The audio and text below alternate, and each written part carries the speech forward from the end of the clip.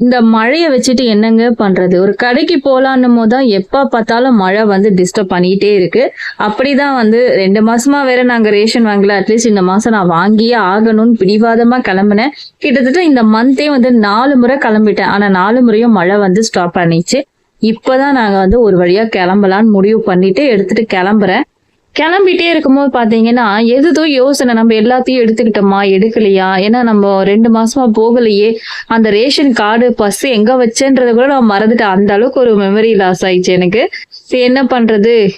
வீட்ல இவளுக்கு வர தீபாவளி முடிச்சு ஒரு 4 நாள் லீவ் விட்டுருந்தாங்க. ஸோ எங்கேயுமே கூட்டிட்டு போல. இந்த முறையாவது அம்மா நானும் கூட வரேன் அப்படின்னு மேடமும் கிளம்பிட்டாங்க கூடவே. என்னன்னா, இந்த தண்ணியில நாங்க நடந்து போய் கடைசியில பார்த்தா, கொடைய விட்டுட்டு வந்துட்டோம். சரி இருமா நான் போய் கொடை எடுத்துட்டு வரேன்னு சொல்லி மறுபடியும் அவளை அமுச்சு விட்டேன் பாப்பாவை. அவ போய் கொடை எடுத்துட்டு திரும்பவும் அதை பூட்டிட்டு இந்த சகதியில நடந்து வரதுக்காட்டி அப்பா சாமி டென்ஷன் ஆகுதுங்க எனக்கு.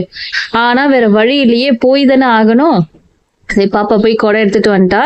இப்ப அங்க ஒரு குழா இருந்துச்சு, நான் காலை கழுவிக்கிறேம்மான்னு சொல்லிட்டு ஒரு ஆட்டம் ஒண்ணு போட்டா. அங்க பாருங்க, திறந்தா அது பிச்சுக்கிட்டு அடிக்குது குழா. தேவையான இடத்துல தண்ணி குழா போடவே மாட்டாங்க. இந்த எப்பவுமே தேவையில்லாத இடத்துல எல்லாம் நல்லா கரெக்டா போட்டு வச்சிருவாங்க. ஆனா அங்கேயும் சகதியா தான் இருக்கு. பாருங்க, காலை வச்சு கழுவலான்னு பார்த்தா அங்கேயும் சகதியா தான் இருக்கு. சரி என்ன பண்றது, நம்ம கழுவிட்டு அதை டேப்பை க்ளோஸ் பண்ணிட்டு நம்ம போய் தான் ஆகணும். மழை வரா மாதிரி இருக்கு, திரும்ப வந்துட போகுது வான்னு சொல்லி நாங்க கிளம்பி போனோம். 2 மாசமா வாங்கல இல்லையா, ஏதாச்சும் காடு கீடு அடிச்சிட போறாங்க அப்படின்ற ஒரு பயம்தான். இல்லாட்டி கொஞ்சம் மழைலாம் விட்டதுக்கு அப்புறம் பொறுமையா மந்த் எண்ட்ல கூட போய்க்கலாம். என்ன பண்றது, போய் தான் ஆகணுமேட்டு கிளம்பிட்டோம். இங்க பாருங்க, போற வழியெல்லாம் வந்து அந்த பேகை தூக்கிட்டு போறது நீயா நானான்னு போட்டி வேற. கொஞ்ச நேரம் எடுத்துட்டு வாடினா எடுத்துட்டு வர மாட்டான். அதுக்கப்புறம் ஒரு வழியா அவகிட்ட கொடுத்து ட்ரெயினை ஏறிட்டோம். ட்ரெயின்ல ஏறினா நான் பாட்டு ஃபோன் பார்த்துட்டு இருக்கேன். அவங்க இன்னொரு ஃபோன்ல அவங்க போட்டோ எடுக்குது, ரீல் எடுக்குதுன்னு அந்த வேலையா மேடம் பார்த்துட்டு இருக்காங்க. கொஞ்சமாவது கூட வந்திருக்காளே அப்படின்றதே இல்லை. அவ பாட்டு தனியா உட்காந்துட்டு வரானா மட்டும் தான். பாருங்க மழை இருக்கு, ஐயோ இவ்வளோ லாங் நம்ம போறோம். ரேஷன் கார்டு வந்து வாங்கறதுக்கு ஏன் நீங்க ட்ரெயின்ல போறீங்களே அப்படின்னு நீங்க கேட்கலாம். என்ன விஷயம் அப்படின்னா, நாங்க வந்து வீடு காலி பண்ணோம். பட் ஆனா இன்னும் நான் அட்ரஸ் சேஞ்ச் பண்ணாமே வச்சிருக்கேன்.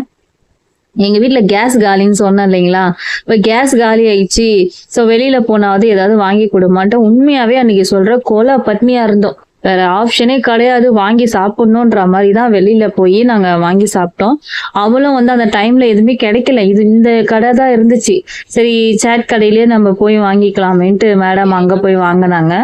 ஓரியோ மில்க் ஷேக் தான் வேணும்னு ஒரே அடம். நான் வேற கூலிங் குடிக்க மாட்டேன், நான் குடிச்சு பாருன்ட்டு ஒரே இடம். எனக்கு பிடிக்கவே இல்லை. அவ ரொம்ப கஷ்டப்பட்டு குடிச்சா.